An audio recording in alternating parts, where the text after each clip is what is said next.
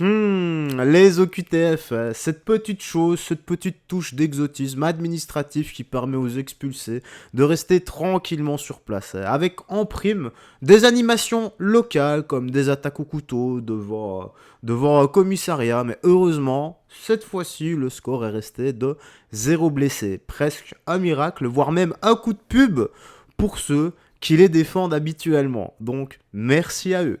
Bref, direction Twitter pour les petites news actu du soir. Nous allons commencer, mais avant ça, un petit like et commentaire pour le soutien à la force et le référencement. Allez, let's go. On est parti. Donc on a quoi?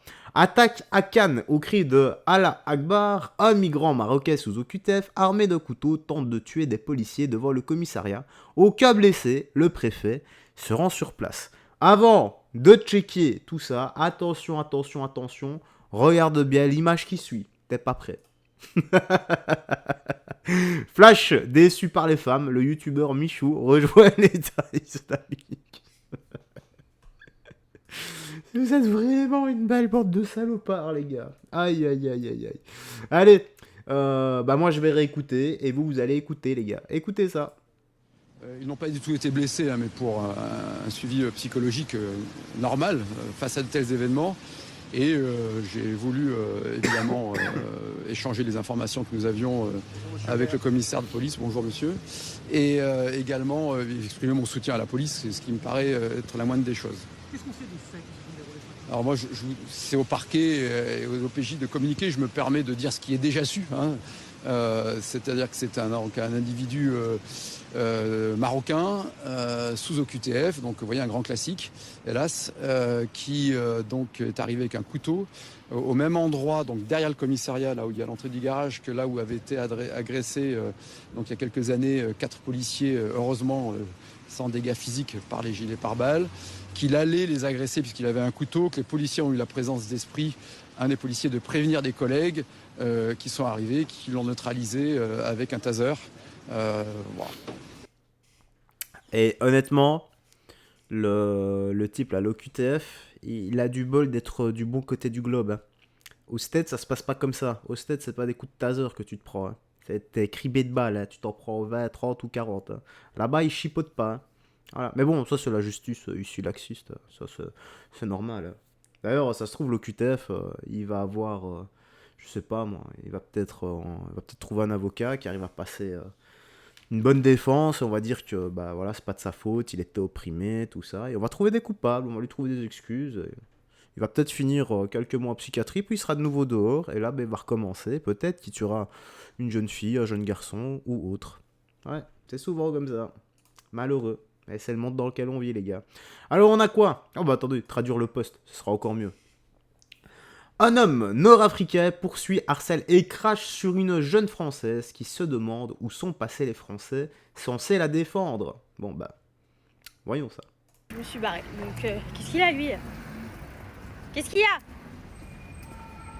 Oh, ça y est, ça y est. Qu'est-ce qu'il y a? Et pourquoi tu parles? Dégage. Crasseux, là. Crasseux. Et bah, tes générations. Ta descendance. Je t'en... Non, ton... Qu'est-ce qu'il y a? Ta maman s'est pas occupée de toi. T'as été mal élevé, mon petit, hein. Ah, ta maman, elle est nulle. Ta maman est très mauvaise.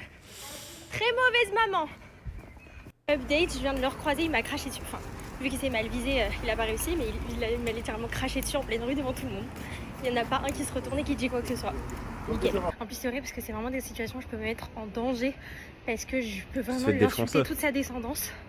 Sauf que le mec, en vrai, il me plie en deux quand il veut, quoi. Donc, juste, on en a marre. On en a marre en 2025, vraiment, on en a marre. Pas tous les hommes, mais beaucoup trop. Et ce qui m'énerve, c'est qu'il y a vraiment personne qui dit rien. Genre les gros darons qui marchent à côté, il y en a pas un qui se retourne, le mec me crache dessus. Il y en a pas un qui se retourne et qui l'attrape. Oui, mademoiselle ou madame, je ne sais pas, mais vous avez raison. Et de l'autre, je peux comprendre également les personnes actuellement qui ne veulent pas se mettre en danger. Car, regardez, juste encore la petite news actu précédente, un OQTF qui sort un couteau. Combien de racailles ont des couteaux dans leur poche? Ou des armes? Ou autres? Il y en a plein, il y en a de plus en plus. Et parfois, pour un mot de travers, eh bien, tu finis soit aux urgences, si tu as de la chance, soit à la morgue, porté par 6. Voilà. Et courageuse, hein, madame, hein, mais comme vous le dites, faites très attention à vous, s'il vous plaît. Je comprends qu'au bout d'un moment, on n'arrive plus à les ignorer, qu'il faut agir, mais ne vous mettez pas en danger, je vais pas dire bêtement, parce que là, vous répliquez simplement à la hauteur de ce que la personne, la façon comme elle vous parle, mais voilà, l'éducation de certains, comme elle le dit, sa maman ne s'est vraiment pas bien occupée de lui.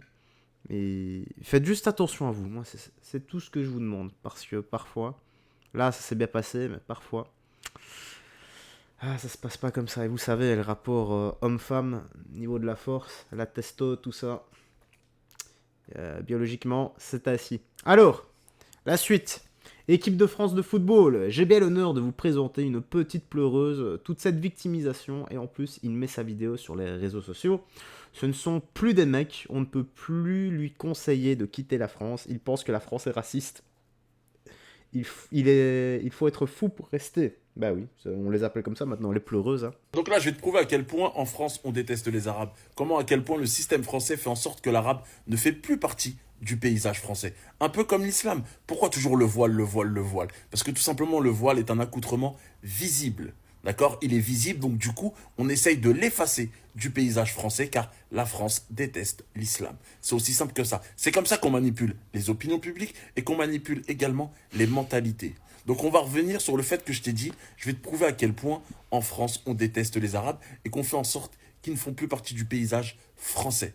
Cette liste de Didier Deschamps, on est une preuve concrète. Donc quand tu vois la liste des attaquants, tu vois Barcola, Olysée, d'accord, et Doué. On est d'accord que Cherki, si on parle d'une période de bonne forme, Cherki est au-dessus des trois. Alors attention, je ne suis pas lyonnais, je suis plutôt parisien, et ces trois-là qui ont été sélectionnés ont un énorme potentiel. Mais on parle de Cherki là, 17 passes D. C'est-à-dire que en tant que meilleur buteur entre les trois, il est deuxième. Barcola est au-dessus. Mais niveau passe D, il est au-dessus des trois. Et une sélection se fait selon la forme du moment. Il doit être minimum remplaçant. Ben Arfa, quand il était à Nice, on avait l'impression que c'était Messi. Il n'a jamais été sélectionné. Jamais. Ça fait au moins 10 ans que c'est comme ça. Donc voilà les gars, vous avez compris. Hein. Après, on a eu quoi comme dinguerie sur les chaînes? Donc le PQ c'est raciste, ça c'était récent. Maintenant, ouais, on avait déjà eu le foot c'est raciste, Didier Deschamps est raciste, l'équipe de France est raciste maintenant, voilà. C'est quoi la prochaine étape? À bientôt, à mon avis, ça sera l'eau plate ou l'eau pétillante, tu vois. Les LGBTQ+, vont bientôt s'emparer de ce conflit. Aïe, aïe, aïe, aïe, aïe, aïe, qu'est-ce qu'il faut pas entendre? Alors, on a quoi? En France, la laïcité est essentielle. Une stagiaire musulmane déclare « Je ne peux traiter que des femmes pendant le ramadan ». Donc, un rappel que la diversité des croyances doit s'intégrer dans le respect des valeurs républicaines. Ok, écoutons ce monsieur. Au boulot, on a une stagiaire qui est musulmane. Elle est hyper polie, hyper polie et elle devrait travailler normalement avec une collègue à moi. Et après, à un moment donné, elle est venue me voir pour me dire, écoute, j'ai vu la liste de patients que je dois traiter. Moi, je peux faire que des femmes et pas des hommes parce que je fais aussi mon ramadan et tout qu'on soit. Moi, je dis, écoute, tu es musulmane, c'est ce qui est bien. Tu fais ton ramadan, c'est ce qui est bien. Mais ici, nous sommes dans le travail, dans un monde professionnel. Donc, tu dois dissocier ta religion et les professions que tu as choisies. Donc, si on te donne un patient homme, tu dois le faire tout simplement. Ce n'est pas parce que tu traites un patient homme que tu es une mauvaise musulmane. Et je lui ai encore dit, regarde, il y a encore une autre collègue à nous, tu le sais, elle est marocaine, elle fait aussi ses ramadans. Quand elle vient travailler, elle fait son boulot, tout justement, elle ne choisit pas qui traiter, elle fait son boulot parce qu'elle sait que c'est son boulot, ce n'est pas la religion, c'est le boulot qui demande ça. Donc la vidéo, si je le fais, c'est juste pour dire aux nouvelles étudiantes musulmanes qui veulent venir travailler dans des hôpitaux et dans des maisons de retraite que là-bas, on ne choisit pas qui traiter. Donc, quand on te demande de faire quelque chose, tu dois le faire tout simplement parce que c'est le boulot que tu as choisi et c'est comme ça. Voilà. Bah ouais, du bon sens. C'est très très bien ça. Merci monsieur. Bah, surtout que là, c'est traiter. Il faut voir autrement. Un homme ou une femme, on s'en fout. Tu vas traiter un patient, voilà. Vois plutôt ça comme un patient plutôt qu'une homme ou une femme. Un homme ou une femme. voilà, un patient que tu vas aider. Voilà. Et comme Allah est paix et amour, il ne t'en voudra pas. Allah va être satisfait de toi car tu auras aidé ton prochain. On va mélanger le tout. Hein. On va dire même aime ton prochain comme toi-même. Alors, on va finir ici par... Ouh là là là. Donc, caricature jugée antisémite de la LFI contre Hanouna. Donc, Jean-Luc Mélenchon accuse l'extrême droite. Voilà, comme d'hab. Hein. On avait déjà vu la précédente ici. Voilà, ça c'est celle de tout à l'heure. Et maintenant, on a la suite ici. Bon, bah écoutons, hein, sur un autre plateau télé. Je sens que ça va encore une fois bien swinguer. Je ne l'ai pas vu. C'est une habitude des réseaux d'extrême droite. Maintenant, bon, moi, ce que je dis à mes camarades, vérifiez. Il va falloir vérifier tout le temps la religion des gens qu'on caricature. Et surtout que nous n'avons pas le droit de ces caricatures. Parce que des caricatures sur M. Hanouna, il y en a qui sont 1000 fois pires dans le journal Charlie. Mais eux ne sont pas la cible des réseaux d'extrême droite. Nous ne sommes pas antisémites. Et le fait que vous relayez la propagande des réseaux d'extrême droite, parce que c'est eux qui ont commencé, leur rend un service dont je suis certain d'ailleurs que vous ne vous rendez pas compte de l'intensité. Ils sont heureux, là, ils pavoisent, parce qu'ils obtiennent qu'une fois de plus nous soyons mis en cause. Et quand eux ont fait un site Facebook dans lequel il y avait des députés du Rassemblement national et des dirigeants qui, à longueur de journée, mettaient des insultes racistes et des insultes On en antisémites... a parlé, Jean-Luc Mélenchon. Ouais, bah, peut-être Cette bien, on l'a affiche pas était beaucoup une entendu. erreur ou pas? Alors, par pitié, lâchez-nous. Occupez-vous de ce qu'on raconte vraiment, de ce qu'on dit vraiment, de ce qu'on propose. Dites-nous, vous vous trompez, mais arrêtez avec ce cirque des antisémites, et puis les caricatures, le nez est trop long, les cheveux sont trop courts, enfin tout ça n'a aucun sens. Nous n'avons rien à voir avec le racisme, et le 22 mars d'ailleurs, on manifeste contre le racisme. Ils viendront, j'espère. Merci Jean-Luc Mélenchon. Je rappelle tout de même, Manon... Je ne l'ai pas vu. Je rappelle tout de même, ok, c'est très bien, il lutte contre le racisme, etc. Voilà. Je me demande si Manon Ombry sera présente également, elle qui avait dit que dire sale macaroni à un Italien n'est pas raciste. Je pourrais bien la confronter une fois pour voir. Ce serait drôle ça. Voilà. Il faudrait que quelqu'un la confronte, les gars. Gentiment, tu sais bien, avec sagesse et respect, juste pour voir la dissonance cognitive et que devant elle, il y ait quelques Italiens. Voilà, ce serait drôle ça. Allez, tu me dis toi dans l'espace commentaire ce que tu en as pensé, moi j'ai rien d'autre à ajouter. Prends bien soin de toi, des gens que tu aimes. N'oublie pas, paix et amour, la vraie. Que Jésus-Christ te bénisse. Bye bye, et fais très attention à toi.